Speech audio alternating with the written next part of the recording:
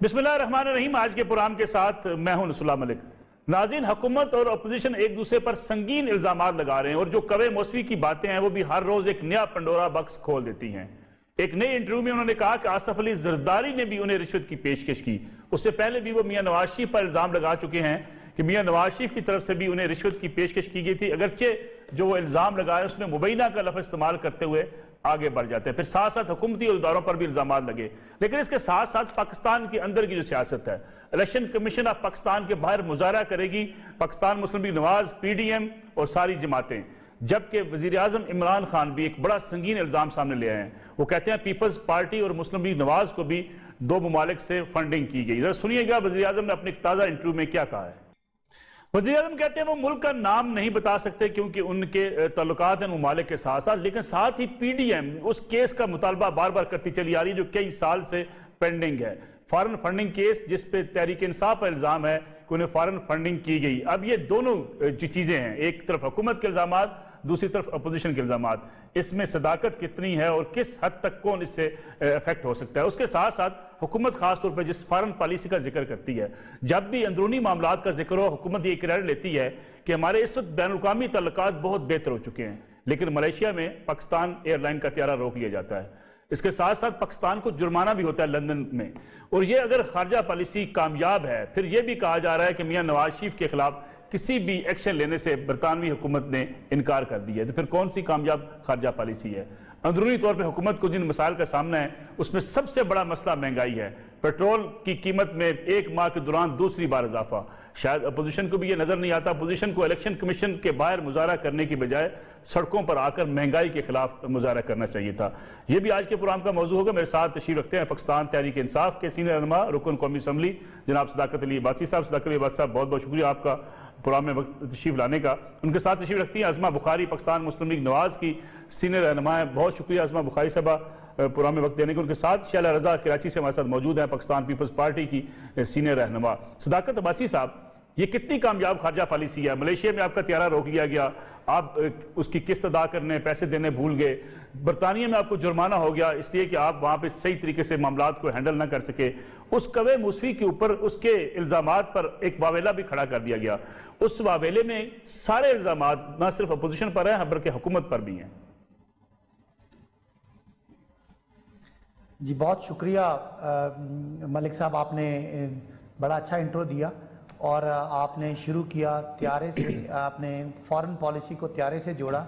जिस बरतानिया के साथ ये जहाँ से लीज का मामला चल रहा है, उसी बरतानिया के पार्लियामान में आज कश्मीर के हक में करारदादें पेश की गई और बड़ा बबांगे दोहल पाकिस्तान जो पहले अकेला होता था पूरी दुनिया में कश्मीर के लिए बात करने के लिए, आज वो दुनिया के पार्लियामान आपके इमरान खान साहब की वजह से दुनिया का पार्लियामान पाकिस्तान के मौक़िफ़ को इस तरह पेश कर रहा है और इंसानी हकूक़ की जो खिलाफ वर्जियाँ हैं उनको और इंडिया का जो एग्रेशन है उसको आज आपने खबरें सुनी होंगी कि पार्लियामान में बड़ी उधर बहस हुई है।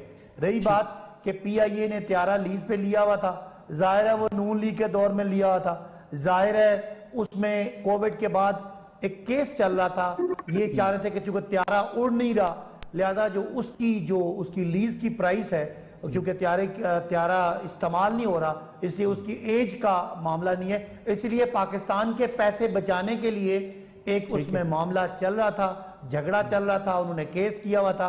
और हमारा PIA का जो स्टाफ है या जो उनके जो उसके कर्ता धर्ता हैं वो कौम के पैसे बचाना चाहते थे, इसलिए ये झगड़ा है। और जो मलेशिया में हुआ उनकी कोर्ट ने वन साइडेड ये फैसला किया, वन साइडेड फैसला लेकिन किया। क्या आप इसे नाकामी नहीं समझते? केस को सही तरीके से लड़ा ना जा सका? देखें, ये तो आप PTI को चलो हमने कोशिश की है लड़ने की, मुस्लिम लीग नून के दौर में पता ना पूरा जहाज ही गायब हो गया था। आपको याद है बाद में वो जर्मनी से पता चला था इन्होंने कोई बंदा लगाया और वो बंदा पूरा जहाज ही लेके गायब हो गया। बाद में कहीं गिनती हुई पता लगा वो जहाज जर्मनी में खड़ा है। तो ये ठीक है, आप बात कर रहे हैं मुल्क के लिए, इदारों के लिए फाइट किया जाता है। कभी इदारे जब फाइट करते हैं कभी वो जीतते हैं कभी हारते हैं। तो मैं नहीं समझता कि इसमें कोई नाअहली या निकम्मापन आप ढूंढें। नाअहली तो ये थी कि कामयाब मईशतदान नवाज शरीफ साहब के दौर में PIA का एक त्यारा गुम हो गया और हफ्तों महीनों पता ही नहीं चला, बाद में किसी ने कहा जी कि त्यारा आपका वो बंदा ले गया। ये तो बात होगी आपकी वो, आपने अगर महंगाई वाला सवाल करना है तो वो मैं अभी जवाब दूं या बाद में दूं? जैसे मैं वापस आता हूं महंगाई वाले सवाल लेकर कवे मौसवी पे जरा आप कमेंट कर दें कि वो जो कहते हैं कि हुकूमत ने भी उनके साथ जिस किस्म की डील करने की कोशिश की, फिर साथ ये बताइएगा कि वो केस भी अब हार गए, उसमें भी पाकिस्तान के पैसे डूब गए। अच्छा, वो केस हम नहीं आ रहे, वो केस मुस्लिम लीग नून के दौर का था, उस वक्त हम आ रहे, ये उसकी एग्जीक्यूशन चल रही थी। आपको पता है ना केस क्या था? 200 बंदे पाकिस्तान के पैसे लेके उड़े और उन 200 बंदों के पीछे इस कंपनी को लगाया गया। इसने कंपनी ने ट्रेस कर लिया, पहले मियां साहब ने एनआरओ ले लिया, सारे केसेस माफ, कंपनी का सारी कार्रवाई खत्म। फिर जरदारी साहब ने एनआरओ ले लिया, उस एनआरओ में फिर केसेस माफ। जितनी इन्वेस्टिगेशन हुई थी, पाकिस्तान का चोरी का पैसा उन्होंने पकड़ा हुआ था, वो सब माफ कर दिया मुशर्रफ साहब ने। और शायद आपको पता है आजकल भी जो तीसरा, हम लुट गए, हम पिट गए, हम बर्बाद हैं, हम सिलेक्टेड हैं, हम निकम्मे इसलिए कि हम एक तीसरा एनआरओ नहीं दे रहे, जो ये चाहते हैं कि ये शबाज कर भी कुछ नहीं रहे ना, लेकिन साथ कर भी कुछ नहीं रहे हैं। मनी लॉन्ड्रिंग अब देखे कभी मौसवी कहता है 1 अरब के डॉलर अकाउंट की निशानदेही की है मैंने आपकी हुकूमत को, लेकिन आपकी हुकूमत ने उस पर फिर क्या किया है? नहीं, वो 1 अरब डॉलर की निशानदेही कर रहा है, उसमें वो पैसे भी तो मांगता है ना। 1 अरब डॉलर में से अगर तो दें, थोड़े से पैसे देके 1 अरब डॉलर वापस लाएं। आपको पता है ये 20 को, वो 1 अरब डॉलर वो सिर्फ पॉइंट आउट करेगा ना। आपको पता है ये जो पैसे चोरी करते हैं मलिक साहब, ये तो आम बंदे तो होते नहीं है, ये इंटरनेशनल थीफ होते हैं, इनके पास इनको सारे तरीके आते हैं। तो वो एक हुकूमत लेवल पे बात है, वो उसने जरूर बताया है, और उसमें जाहिर है ये डिसाइड करना आप बासी साहब वापस आऊंगा आपकी तरफ, वापस आऊंगा आपकी तरफ। अज़मा बुखारी साहब से इस पे कमेंट ले लूं, लेकिन साथ साथ आपको ये बताता चलूं सर, मैं साथ साथ आपको ये भी बताते चलूं। जी बोल, एक जुमला सुन ले मलिक साहब। जी जी जी, ये सुने, ये जो कहते थे कि पाकिस्तान में इनको इंसाफ नहीं मिलता, यहाँ की अदालतें, तो जाए ना हम मुसावी पे केस करें। वो तो कहता है कि अंजुम डार ने मुझे $25 मिलियन दिया है कि जी आप हमारे साथ माफ करें। कल उसने कहा कि जरदारी साहब ने मुझे खरीदने की कोशिश किया, तो कौन खरीदेगा, कौन उनको पैसे देगा? वही जिसने कुछ बचाना है। ठीक है, अज़मा बुखारी साहब, मैं आता हूं वापस। अज़मा बुखारी साहब, केसेस भी ठीक थे। अज़मा बुखारी साहब, आप केस कर रहे हैं आप कभी मौसवी के खिलाफ, ब्रॉडशीट के खिलाफ जो इल्जाम लगे आपके ऊपर, अब जरदारी साहब के ऊपर भी इल्जाम आ गया। बहुत शुक्रिया मलिक साहब। मुझे तरस आता है इन विचारों के ऊपर कि इनकी टेप जो है ना वो इतनी घिस गई है, एक ही बात बोल बोल के कि अब जो है ना वो मतलब हैरानगी होती है कि मतलब खुदा का भाई अपनी टेप ही बदल लो, और हकायक से इनका लेना देना कोई नहीं। आपकी तलाक की सदाकत बाजी साहब, कावे मूसवी के ऊपर ऑलरेडी PMLN जो है शरीफ फैमिली ने ऑलरेडी केस किया हुआ है, जिसपे उसने हमें 10,000 पाउंड देकर उससे जो है वो दस्तबरदार होने की जो है वो ख्वाहिश का इजहार किया, जिसपे शरीफ फैमिली ने उनको जवाब दिया कि अब जो बात होगी वो कोर्ट में होगी और हम आपसे आउट ऑफ कोर्ट कोई बात करना नहीं चाहते। और अभी यूके की आज जो आपको याद है 15 जनवरी को तक नवाज शरीफ साहब ने यहाँ मुल्क में इन्होंने वापस ले आना था, ये टार्जन बन गए थे, और ये इतनी इनकी खारजा पॉलिसी है कि मैं बोरिस जॉनसन को जाके मिल लूंगा, और पता नहीं बोरिस जॉनसन इनके लिए आंखें बिछाए बैठा है और ये जो हुक्म फरमाएंगे उस पर अमल दरामद हो जाएगा। उनको जवाब देखिए आज आपने, तो उन्होंने कहा कि इनके बनाए हुए सियासी केसेस और इनकी बनाई हुई जो सियासी वारंट्स हैं उनको वो देखना जो है और उसमें इम्प्लीमेंट करना जरूरी नहीं समझते। पहली बात। अब इस बार मैं बात कर लूँ, भाई मेरे जो है ना उनकी याददाश्त के साथ साथ आजकल उनकी मालूमात में भी काफी नकारात्मक है। पहले तो बात यह है कि ये पार्लियामेंट जो बरतानवी पार्लियामेंट है उसमें भाई कश्मीरी लोग हैं, एक बड़ी तादाद कश्मीरियों के यूके में बस्ती है, उनमें से पार्लियामेंटेरियन मुंतखब हुए हैं, वहां पे कश्मीर कमेटी मौजूद है, वो उसके ऊपर काम कर रही है। ये क्या है, मैं कौन जी, मैं खामखा, मतलब इनको खामखा में खून लगा के शहीदों में नाम करने का शौक आता है, उनका इसे लेना देना कोई नहीं। जब मौका आया था ना कश्मीर के ऊपर UN के अंदर रेजोल्यूशन डालने का, तो मलिक साहब इनको सिर्फ 16 ममालिक नहीं मिले थे कि ये रेजोल्यूशन जो UN के अंदर डाल सकते, ये है इनकी खारजा पॉलिसी। कश्मीर पे बात करते हुए रत्ती शर्म नहीं आती। ओ भाई कहाँ रह गया कश्मीर? कश्मीर आपका प्यारा मोदी ले उड़ा, जिसके आने की आप दुआएं फरमा रहे थे ना, जो 72 साल मोदी ने नहीं किया था, वो कर दिया। आप कश्मीर की बात ना किया था। आपकी बात करने से ना कश्मीर को तकलीफ होती है, वहां के कश्मीरियों को। आपने हमें जो है वो धूप में खड़ा कर दिया, या आपने एक सड़क का नाम कश्मीर रख दिया। ये तो कश्मीर पॉलिसी है इनकी। लेकिन ये ठीक है, लेकिन अजमल साहब ये कहते हैं जो त्यारा मलेशिया वाला है वो आपकी वजह से मलेशिया में रोक लिया गया, आपकी हुकूमत की गलत पॉलिसी की वजह से। ये पता नहीं ये जो जहाज है ये हमें कहां कहां दलील कराएंगे कि वो आपको ये भी पता है कि ये कॉमन सेंस की बात है। अब देखिए ना, ये जहाज पीएमएलएन लेके आई थी, हाँ लाई थी भाई, हमें क्या पता था कि आपके हवाले करना पड़ जाएगा पूरा मुल्क, जिसमें कल इमरान खान साहब ने आपने सुन लिया ना, उन्होंने कहा क्या मुसीबत है ये मुल्क 22 करोड़ का चलाना, कभी कोई पैसे मांगता है, कभी कोई एहतजाज करता है। ये तो रो रहे थे, ये तो बिलक रहे थे कि हमारी बारी आने, और हम बिल्कुल तैयारी है हमारी, और हमार की दूध शहद की नहरें बहा देंगे। यार रो क्यों रहे हैं? आज 22 करोड़ के मुल्क के ऊपर जो है आपने फ्रॉड करके आप आ गए, और आज आप कह रहे हैं क्या मुसीबत है। ये मुल्क मुसीबत है, आप मुसीबत है इस मुल्क के ऊपर बहुत बड़ी। और ये जो केस है ये इनके दौरे हुकूमत का है भाई। हम तो त्यारा देके गए थे, पर जहाज जो है वो हर जगह दलील कराते हैं इस मुल्क को। ये अब कोविड की वजह से इन्होंने कहा कि इसकी लीज पोस्टपोन कर दे। आपको ये भी एक कॉमन सेंस है मलिक साहब कि आपकी गाड़ी के टोकन शॉर्ट हो ना, या आपकी गाड़ी का कोई मसला हो, तो हम गाड़ी बाहर नहीं निकालते कि भाई मतलब ये पकड़ी ना जाए। इन्होंने जहाज ही छुड़वा दिया। अब ये जहाज पता नहीं कहां कहां उड़ते फिर रहे हैं और क्या करते फिर रहे हैं इस मुल्क के साथ। ठीक है शैलेंद्र साहब, जरदारी साहब के ऊपर भी इल्जाम आ गया, मियां नवाज शरीफ साहब जद में थे ब्रॉडशीट की, अब तो आसिफ अली जरदारी साहब जिसकी जद में है, वो कहते हैं फरूक एक्स नायक का नाम भी उन्होंने सामने ले आए कि रिश्वत की पेशकश की गई और उन्हें खरीदने की कोशिश की गई।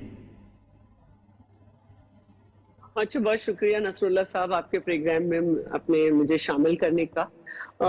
देखिए, एक था मंसूर एजाज, और फिर हमने देखा कि क्या हुआ कि बार की तरफ से ये बात हुई कि भाई इक्वल जो है वो नहीं दिया गया, मौका नहीं दिया गया। जिस तरह से मंसूर एजाज को सुना जाना था, इस तरह दूसरे फरीक को नहीं सुना गया। ठीक है, अब आपका अपना कोई काम तो हुकूमत का करने का उसके पास रह नहीं गया है। इन्हें एक चाहिए रोजाना ट्रक की बत्ती, जिसपे इनको सुबह 45-50 तर्जुमान बैठ के ब्रीफिंग लें, कोई बाहर आके कुछ बोल दे तो उससे इस्तीफे पे मजबूर हो जाए, और फिर शाम को उस पर प्रोग्राम हो जाए। हुकूमत चलिए डेली वेजेस टॉपिक पे, उसकी बुनियाद पे। तो पहली बात यह है कि मैंने इसको 5-6 दिन सुना। 5-6 दिन में जो हुकूमत के बारे में कहा गया वो झूठ है, गलत है और समझा सही नहीं गया। जो ऑपोजिशन के बारे में कहा गया वो बिल्कुल सही है, झूठे डाकू चोर। तो लेकिन इसमें जो एक बड़ी वाज़ेह बात निकल के सामने आई उन लोगों की जो दानिश्वर हैं, जो बेहतर लोग हैं, जो अपने आप को न्यूट्रल कह के तर्जुमानी कर रहे होते हैं मसाइल की, उनकी ये आई है कि भाई डिसीजन तो इनके पास है। उस डिसीजन को अगर कोर्ट में पेश करना है कोर्ट में पेश कर दें, पब्लिक कर रहा है पब्लिक कर दें, इस पे बहस क्या, बहस करें इस पे कि पेट्रोलियम के प्रोडक्ट्स की आपने कीमत कहां पहुंचा दी। अब आप क्रिकेट की टर्मिनोलॉजी पे इस पे बात करें। आप अक्सर बात करते हैं, आप बताएं कि अवाम कॉट बिहाइंड, लेकिन आप भी तो इलेक्शन कमीशन के बाहर जाने के बजाय महंगाई पर बाहर नहीं आ रहे ना। एक मिनट नहीं, मैं बता रही हूँ। आप इनसे कहें कि चीनी जो है उसकी सेंचुरी हो गई, पेट्रोलियम प्राइस की कीमतें सेंचुरी क्रॉस कर गई, ये सारी बातें बताएं, और हुकूमत बिटवीन द विकेट जो है ना रन बनाने की कोशिश कर रही है, ये बातें करें आप। तो मैं ये कहना चाहती हूँ इनसे कि एक तो ये बात है कि आप उसके डिसीजन को पब्लिक करें या कोर्ट में जमा कराएं। सेकंड में इनसे ये कहना चाहती हूँ कि आपने कश्मीर पे कुछ नहीं किया। अब दुनिया ह्यूमन राइट्स देख रही है कि कश्मीर में खुद भी क्या हो रहा है। उनके डेलीगेशंस गए, आप चाहते तो बरतानिया में हमारी एक बहुत बड़ी तादाद है, आप वहां लॉबिंग कर सकते थे, वहां के पार्लियामेंटेरियन से मिल सकते थे, आपने नहीं किया। थर्ड ये कि आपने कहा कि इलेक्शन कमीशन, हमारी पीडीएम के जो 26 नुकात हैं उसमें जोर ही इसी बात पर है कि हुकूमत की मुल्क और अवाम दुश्मन पॉलिसीज, जिसमें महंगाई बेरोजगारी का पहले ही बयानिए में जिक्र है, फिर अलग से पॉइंट भी है। और अभी थोड़ी देर पहले चेयरमैन बिलावल ने भी इस पर बात की है, और मरियम साहिबा ने भी कल इस पर बात की थी कि ये किस कदर पेट्रोलियम प्रोडक्ट्स की कीमतों में एक साथ इजाफा हुआ है। 4-5 दिन बाद 1 रुपया कम कर लेंगे, 12 रुपए और बढ़ा के। अब आपने तीसरी बात जो की वो उस पर भी मैं आ जाऊं, पीआईए की तैयारी की प्लीज मुझे अपना शॉर्ट कमेंट कर दे ताकि मैं फिर एक ब्रेक लेंगे। बिल्कुल, ये जो फेडरल की एडीपी होगी उसमें ये होगा, और इसके पैसे बाकायदा होंगे कि ये एक स्कीम थी और ये चलना होगा। अगर कोई तैयारा उड़ा के ले जाता है और वहां भेज देता है, इससे मिनिस्ट्री का ताल्लुक नहीं होता। इस पे उस इदारे के लेवल की करप्शन होती है कि उसने किस जगह पे क्या कर लिया, ये तो मिनिस्ट्री को तो बाद में रिपोर्ट होती है। लेकिन ये तो डायरेक्ट गवर्नमेंट का मामला है कि मिनिस्ट्री ऑफ फाइनेंस को ये मालूम होगा कि कौन से इंटरनेशनल प्रोजेक्ट है जिसमें ये डील, ये पेमेंट होनी है। तो क्या किसी ने फाइनेंस डिपार्टमेंट को रोका? ठीक है, ठीक है शायद साहब, एक छोटी सी कमर्शियल ब्रेक ले लो। कमर्शियल ब्रेक से वापस आएंगे तो बात करेंगे वो भी जो अज़मा बुखारी साहब ने बात की कि मियां नवाज शरीफ को वापस लाया जाता। 15 जनवरी से पहले पहले बड़े बड़े ऐलानात किए गए थे, मियां नवाज शरीफ वापस क्या आने थे, बल्कि बरतानी हुकूमत का बड़ा खरा सा जवाब आ गया। इस पर बात करते हैं आफ्टर शॉर्ट ब्रेक।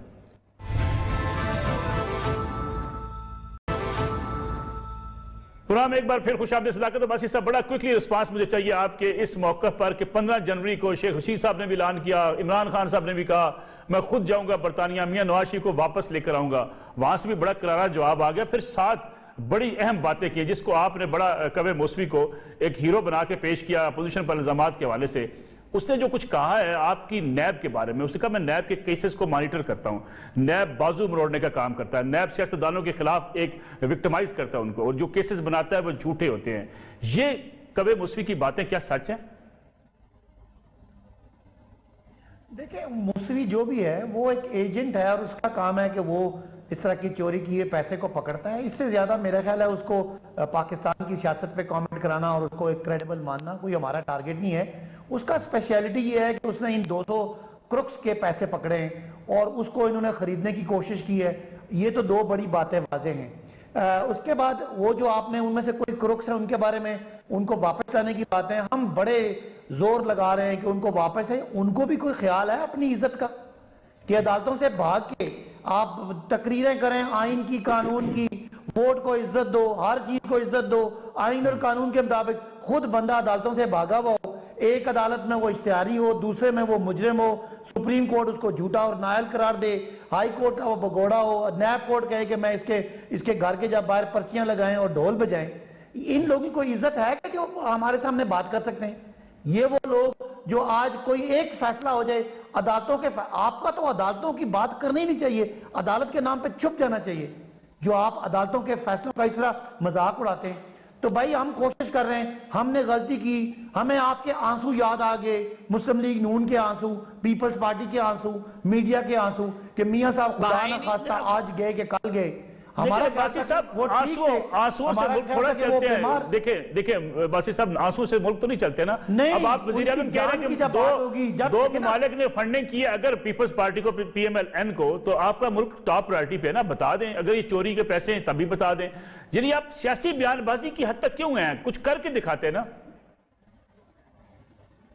अब मैंने पिछली बात का एक जुमला बोल दूं कि उस वक्त मियां साहब का ये पोज किया गया कि खुदा न खास्ता उनकी जिंदगी को बहुत खतरा है। हर बंदे को एक बुजुर्ग शख्स का एहतराम हो जाता है, मुझे भी उनका एहतराम है शख्सी तौर पे, बुजुर्ग है, उनको खुदा न खास्ता कुछ हो ना जाए, लेकिन वो ऐसे पतली गली से निकले, वहां जाके वो वॉक कर रहे हैं, वो चाय पी रहे हैं, वो पिज्जा खा रहे हैं, वो आइसक्रीमें खा रहे हैं, वो कॉफियां पी रहे हैं, वो भाग दौड़ कर रहे हैं, वो तकरीरें कर रहे हैं, फौज को बुरा भला कह रहे हैं, अदालतों का मजाक उड़ा रहे हैं। तो ये एक उनका नया चेहरा है जो हमारे लिए सियासी कारकुनों के लिए एक बड़ी खबर है। अब रही बात ये कि हम आप कहते हैं कि वजीर आजम जो है वो ने बिल्कुल उन्होंने बात की। हम यही कहते हैं कि PTI के पास तो 40,000 डोनर जो हमारे पाकिस्तानी हैं उनका रिकॉर्ड है, उनके शनाख्ती कार्ड है, उनके नायक हैं। मुस्लिम लीग नून पीपल्स पार्टी के पास तो है ही कुछ नहीं। लेकिन आप मुजाहरा ना करें, पहले अपना हिसाब दें। हम छोड़ेंगे नहीं। स्टे क्यों लेते हैं आप साहब? भाई वो फॉरेन फंडिंग नहीं है, वो गैर कानूनी फंडिंग है, वो पाकिस्तानियों की फंडिंग है। अब वजीर आजम ने जो इल्जाम लगाया पीपल्स पार्टी नून पे और JUI पे, वो जहां जहां से पैसे आ रहे हैं, वो हम चाहते हैं कि पीपल्स पार्टी, नून लीग, PTI और JUI को इकट्ठा खोले, इनका कच्चा चट्टा खोले। हमारे में कोई गलती है, हम भी भुगतने के लिए तैयार हैं, लेकिन इमरान खान इस पाकिस्तान की अदालतों में सबसे बड़ी अदालत ने उसको ईमानदार करार दिया। पाकिस्तान के करोड़ों लोग इमरान खान को शौकत खानम पे फंड देते हैं। इमरान खान के बदतरीन मुखालिफ भी इमरान खान को बेईमान नहीं कहते, जबकि दूसरों पे तो ठप्पे लगे हुए हैं। पीपल्स पार्टी कहती है कि नवाज शरीफ साहब माशी दरिंदे हैं और नवाज शरीफ साहब कहते हैं जरदारी साहब करप्ट है, मैं इनका पेट फाड़ूंगा। तो ये तो साबित है इमरान खान ईमानदार हैं, हमारे यहाँ कोई इंशाल्लाह पैसों का फ्रॉड नहीं होगा। और ये तो इनकी फंडिंग सारी 2 नंबर है, इनका ठेकेदारों की फंडिंग है, बिल्डिंग सोसाइटीज की फंडिंग है, इनके एमएनएस एमपीएस की फंडिंग है। ये हिसाब दें, हम देने के लिए तैयार हैं। पीटीआई कानून को मानती है, अदालतों को मानती है, ये मुझे क्यों निकाला वाले हम लोग नहीं हैं। ठीक है अजमा बुखारी साहब, साथ साथ रिप्लाई भी कर दीजिएगा सदाकत अब्बास साहब का, और साथ ये बताइएगा कि पीपल्स पार्टी और पीएमएलएन जिमनी इंतखाब पंजाब में मिलकर लड़ेंगे। देखिए मलिक साहब, पहले तो बात यह है कि इनके लिए तो ना, उनकी बातें सुनते हुए ना एक जुमला मेरे ज़हन में आ रहा था, वो था कि सड़ो सड़ो जलने वाले खुदा तुझे भी दे। मैं तो उनके लिए, बेचारों के लिए इतनी दुआ कर सकती हूँ। वो पिज्जा खा रहे हैं, वो चाय पी रहे हैं, वो फलाना कर रहे हैं, दर्द पेट इनके में पता नहीं काहे के लिए हो रही है, इनको पेट की दवाई की जरूरत है। अब जो ये जितने सादिक और अमीन है ना, मतलब कमाल है। हुकूमत में आने से पहले जिसने पूरे पाकिस्तान से, दुनिया से चैरिटी इकट्ठी की माँ के नाम पे, वो जो है उसने ज़कात खाई, खुद कहा मैं ऑफशोर कंपनी बनाई। उस ऑफशोर कंपनी का केस आज तक सुप्रीम कोर्ट में किसी डस्टबिन में पड़ा है, उसको कोई खोल के देखने के लिए तैयार नहीं है। बाबा या ऑफशोर कंपनी खुद है। फेक एनओसी के ऊपर जो है वो बेगम का पता नहीं गिफ्ट था जो है वो, या बेनामी थी, वो क्या था आज तक ये भी समझ नहीं आया। साकिब निसार का एक एहसान है इस मुल्क के ऊपर कि वो इस जैसे बददयानत और झूठे आदमी को सादिक और अमीन का सर्टिफिकेट देके चला गया, क्योंकि उस वक्त मुल्क और कौम के वसी तर मफाद में ये बड़ा जरूरी था कि इस मौसूफ को जो है ये सर्टिफिकेट देकर लाया जाए। लेकिन इसने आने के बाद किया क्या? इस मुल्क के अंदर कमाल है, आटा चोर, चीनी चोर, अद्वियात चोर, एलएनजी चोर, मतलब कौन कौन सी चोरी, और जो है वो बाजी की सिलाई मशीनें और पता नहीं क्या क्या लंबे चौड़े इनके वो बातें लेके हम जी सादिक और अमीन है। ओ भाई खुदा का वास्ता है, तो आपने तो सादिक और अमीनी को भी जो है वो गाली दे दी। मियां साहब जिस केस के अंदर मुल्क से बाहर गए, पहली तो मेरी बात यह है कि वो गलत मुल्क से बाहर गए ना, तो वो जो आपका एक नलायक और नाअहल और नकम्मा जो डॉक्टर बोर्ड के अंदर शामिल था ना, वो इस वक्त वजीर सेहत है, फैसल सुल्तान। एक तो उसको पकड़ के, कान पकड़ के जो है वो अदालत में पेश करे, और दूसरा यास्मीन राशिद को पेश कर दे जो है वो अदालत में, और उनसे जो है पूछे, वो आज भी कायम है कि मियां साहब की तबीयत खराब थी। और कोविड जो है वो हम तो लेके नहीं आए ना, कोविड यूके के अंदर किस हालात में है ये सब जानते हैं, और उनकी जो कार्डियक इंटरवेंशन होनी है वो ड्यू है, तो वो तो अपनी इंटरवेंशन करा के, लेकिन वो कहते हैं वापस आ जाएं। अब ठीक है, वो वापस आ जाएं। मैं सिर्फ एक गुजारिश कर दूं, उस इंटरवेंशन के बगैर वो नहीं आ सकते, क्योंकि उनकी जो हार्ट की प्रॉब्लम है बहुत सीवियर है, किडनी का उनका 3rd, अगर अभी भी कुछ दिन पहले भी हॉस्पिटलाइज हुए थे किडनी के अपने प्रॉब्लम की वजह से। मुझे ये समझ में नहीं आती, बार बार ये बात करते हुए अरशद मलिक को कैसे भूल जाते हैं। उस अरशद मलिक, अल्लाह उस बेचारे को गरीके रहमत करे, उसके लिए दुआएं की जा सकती है, उसकी वीडियो मौजूद है। उस केस के अंदर बुला रहे हैं नवाज शरीफ को क्या हो, और हमारे बुग़्ज़ का, हमारे हसद का, हमारे इंतकाम का निशाना बनो। क्यों बने वो? उनकी जिंदगी का हम जो है वो क्यों रिस्क ले, आपकी ईगो को और आपकी जो है वो हसद को ठंडा करने के लिए? हम सॉरी, ऐसे नहीं होगा। मियां साहब का ये मुल्क है, उनको अपने मुल्क में वापस आना है, लेकिन अपनी सेहत की बेहतरी के साथ वापस आएंगे। इन जैसे जो है वो जो कर सकते हैं करके देखें। पंजाब में इलेक्शन मिलकर लड़ेंगे या अलग अलग लड़ेंगे? जी बिल्कुल मिलकर लड़ेंगे, और मिलकर लड़ना चाहिए। मेरा नहीं ख्याल, मैंने नहीं देखा कि कोई पीपल्स पार्टी की तरफ से कोई कहीं पर भी मौजूद हो, और ये दोनों सीटें हमारी हैं, मिलकर लड़ना चाहिए वैसे। ठीक, दोनों सीटों में, हमारे दोनों सीटों पे नजदीक नहीं था कोई। ये एमपीए की सीट पे 33,000 के माध्यम से हम जीते हैं, और ये जो एमएनए की सीट है इसमें हम 1 लाख प्लस के माध्यम से जीते हैं। तो अल्लाह के मदद से ये हमारी सीटें हैं, और इंशाअल्लाह ताला इसको हम ही कामयाबी देंगे। साहबा, इलेक्शन कमिश्नर पाकिस्तान के बाहर बिलावल भुट्टो नहीं जा रहे, वजह क्या है? मरीम नवाज साहब से जब पूछा गया कि बिलावल भुट्टो जरदारी क्यों नहीं आ रहे हैं उस एहतजाज में, तो उन्होंने कहा इसका जवाब पीपल्स पार्टी से लें। सही कहा उन्होंने। सब जानते हैं कि सिंध में पाकिस्तान पीपल्स पार्टी की गवर्नमेंट है, और हमारा एक मैनिफेस्टो था जिसपे अवाम ने हमें वोट दिया। उस मैनिफेस्टो में एक मजदूर कार्ड का इजरा था, और इसके अलावा जो सक्कर में हमारे लेबर्स के फ्लैट्स हैं उस पे पहले भी बड़ा मसला हो गया था। नैब के जरिए उसको तकसीम किया जा रहा था, या पता नहीं क्या किसके जरिए, मुझे याद भी नहीं रहा है, तो कौन उसे तकसीम करने आ गया था। तो ये हमारा प्रोजेक्ट है, मजदूरों में घर दिए जा रहे हैं, और ये इसकी डेट ऑलरेडी डिसाइडेड थी। तो पीडीएम में जो हमारा डेलीगेशन है वो जरूर जाएगा, और जरूरी नहीं है कि हर पीडीएम का अगर कोई एहतजाज है तो उसमें सरबराही को शिरकत करनी है, ये मैं आपको बता दूं। दूसरी, इन्होंने एक बात की कि हमें कोर्ट्स पे एतमाद और फला चोर है, फला को फला ने ये कहा। हमें भी एतमाद अब है, हमें उस वक्त भी एतमाद था जब जो है जजेस कहते थे कि मैं मूंछों से तस्मे बना लूं, और जब जजेस जो हैं वो इस तरह के थे जिन्हें छुट्टी पे भेज दिया जाता था, और 7 में से 9 में से 7 जजेस हमारे हक में होते थे, तो एक को छुट्टी किए जजेस। तो हमें जब भी एतमाद था, सदाकत साहब उन अदालतों से जरदारी साहब बरी होके प्रेसिडेंट पाकिस्तान बने, तो आप कौन सी अदालतों पे एतमाद कर रहे हैं? ठीक, आप फिर अपने आप क्यों कह रहे हैं चोर डाकू? ठीक है, मुखालिफिन तो कहते हैं। मैं तो नून लीग की बात कर रहा हूँ, जो मुझे क्यों निकाला की तहरीर चला रहे थे। देखिए, मैं आपने जरदारी साहब का भी नाम लिया। अच्छा, जहां तक मैं एक बात कहती हूँ, हाँ हम एक दूसरे के मुखालिफ हैं। हमने गिलगित बल्तिस्तान में एक दूसरे के खिलाफ इलेक्शन लड़ा, जब उनके मामला अदालत में चले गए हैं, ठीक है, तो अदालत अब को जैसे भी डिसाइड करे। हमारा इनसे जो इस वक्त पीडीएम का इत्तेहाद है, उसमें एक दूसरे के मुकदमात पे हम बात नहीं कर रहे। हाँ, हम जरूर एक पॉइंट हमारा 10वां ये है कि सियासी इंतकाम पे जो मबनी मुकदमात हैं उनको खत्म किया जाए। वो हम करेंगे जब हमारा उस नुक्ते पे आएंगे। ठीक है, तो अब आप मुझे ये बताइए कि ये जो आपने कीमतें बढ़ाई हैं पेट्रोलियम की, ये क्यों बढ़ाई हैं? इसमें आपने आवाम का सोचा कुछ? मियां साहब को सजा हुई थी पनामा में, तो बिलावल साहब ने क्या कहा था? जब मियां साहब को सजा हुई थी आखिरी पनामा में, तो बिलावल साहब की प्रेस कॉन्फ्रेंस जरा सुनवा दें। उनके जो भी मुकदमे अदालत एकदम से आपका इत्तेफाक हो गया, वैसे इकट्ठे इलेक्शन की हमारे जो मुकदमे, जो सजा हुई थी मियां साहब को पनामा पे, तो उसमें बिलावल साहब की जरा प्रेस कॉन्फ्रेंस सुना देना आपको, तो उनका क्या रिमार्क थे? हम कब कहते, हम कब कह रहे हैं? आप तो आप कह रहे हैं वो सारे मुकदमे गलत हैं, वो अदालत जज भी ठीक नहीं है, वो अदालत पेश करें। अदालती मामलात में ना हम इनकी मदद कर रहे हैं ना ये हमारी। ठीक है शहर साहब, मुझे एक छोटी सी और कमर्शियल ब्रेक प्रोग्राम में शामिल करिए। वापस आते हैं, बात करते हैं मुल्क में बढ़ती हुई महंगाई और पेट्रोलियम मसनूआत की 1 माह में 2 बार इजाफे की।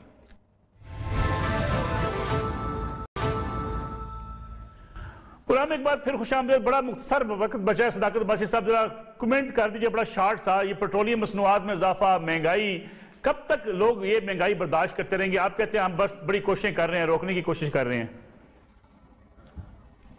बिल्कुल पेट्रोल की कीमतों में इजाफा हुआ है, जो उसका महंगाई होगी, लेकिन बहुत सारी चीजें सस्ती होगी। आप सब्जियों के रेट चेक कर लें, अंडों के रेट चेक कर लें, बहुत सारी और चीजों के रेट चेक कर लें, वो कम हुए हैं। लेकिन क्या करें, मुल्क ऐसा मिला लुटा पुटा, 20 अरब डॉलर का खसारा, 10 अरब डॉलर के कर्जों की किस्तें देनी है, 1.5 अरब डॉलर कारके को जमा करवाना है, 6 अरब डॉलर रिकॉर्डिंग को देना है, 30 मिलियन डॉलर ब्रॉडशीट को देना है, PIA डूबा हुआ है, स्टील मिल डूबी हुई है, बिजली के खसारे हैं, गैस के खसारे हैं, सब दुआएं, पैसे लुट के 200 बंदों के असासे मुल्क के बाहर हैं। तो ये सारा कुछ इस कौम को बर्दाश्त करना है, जो पिछले 30 साल जिस तरह के हुक्मरान आपने और मैंने बर्दाश्त किए हैं, और जिस तरह की लूट मार बर्दाश्त की है, जिस तरह के कर्जे चढ़ाए, इस मुल्क के पास कुछ होगा तो गरीबों पर लगाएंगे ना। इसलिए ये बैनुल-अक़वामी कीमतें इंशाल्लाह कोशिश करेंगे, गरीबों को सेहत कार्ड दें, बुजुर्गों को हम वजीफे दें, बेवाओं को बचाएं, जो भूखे हैं उनको खुराक दें,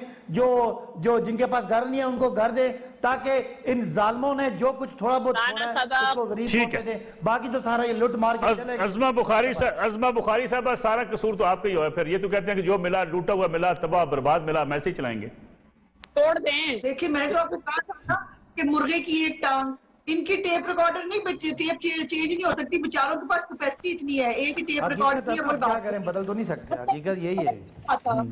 आपका भाषण मैंने सुन लिया ना, आप तो तब्दीली ना, ये नहीं भाषण नहीं, हकीकत है ना। आप मेरे पे कमेंट कर रही हैं, इसलिए मैं कमेंट कर रहा हूँ। जी अज़मा साहब, जिसको समझ कीमत क्या है, जिसको ये पता ना चले कि PIA को चलते हुए को आपने बंद कैसे करा दिया, जिसको ये नहीं पता कि बिजली के जो मंसूबे हम लगा के गए थे वो धीरे बिजली आप कोई नहीं कर सकते, आपने ये जो है ना, ये पूरी कौम को पता है। और ये तो छोड़े ना, हमको इतनी बड़ी बड़ी जो है बातें समझ में आती है।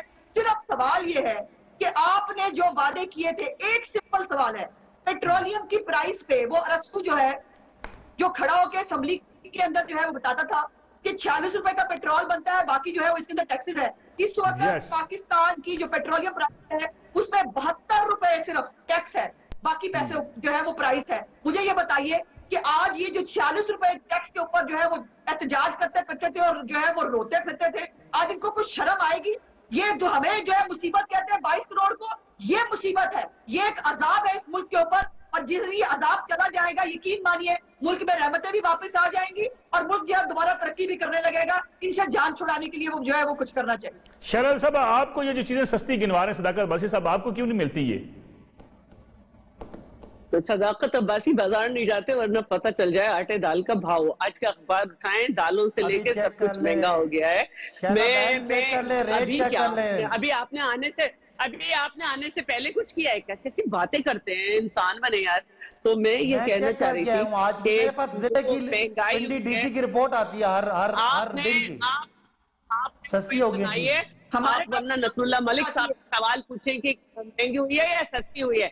मैं आपसे ये बात करना चाहती हूँ कि देखिए, इस वक्त आप किसी प्रोग्राम का टाइम तो किल कर सकते हैं, आप प्रोग्राम का टाइम तो किल कर सकते हैं अपनी कज बहसी से, लेकिन अवाम को रिलीफ आप अपनी कज बहसी से नहीं दे पाए हैं। आप प्रोग्राम किल कर दें, आज का दिन गुजर जाएगा, आपके सारे लोग इसी तरह की चू चुआ कर रहे होंगे। असल बात जो है वो ये है कि आपने 100 दिन में 90 दिन में तब्दीली का वादा किया था, आपको मालूम था, आपने ये सब देख के मैनिफेस्टो बनाया था। अगर आप 2.5 साल में भी कुछ भी बेहतर नहीं कर पा रहे हैं तो आप रिजाइन कर दें। यही तो आपसे कहने, कुर्सी है तुम्हारी, ये जनाजा तो नहीं है, कुछ कर नहीं सकते तो उतर क्यों नहीं जाते? शरद साहब, बहुत शुक्रिया आपका प्रोग्राम देने का। बुखारी साहब, सदाकत बस हमारे साथ मौजूद है। नाज़रीन, ये आज का प्रोग्राम था पेट्रोलियम मसनूआत बहरहाल आवाम के लिए इनमें इजाफा एक शदीद तशवीश का बायस भी है और इससे महंगाई का एक तूफान भी खड़ा होगा। लेकिन हुकूमत जो माजी में दावे करती थी कि जितना ज़्यादा टैक्स ले लिया जाता है इसके ऊपर, वो सारे पैसे हुकूमत की जेब में चले जाते हैं। शायद अब हुकूमत को इस पर भी सोचना होगा। इंशाल्लाह कल आपसे फिर मुलाकात होगी। इजाज़त दीजिए, अल्लाह हाफ़िज़।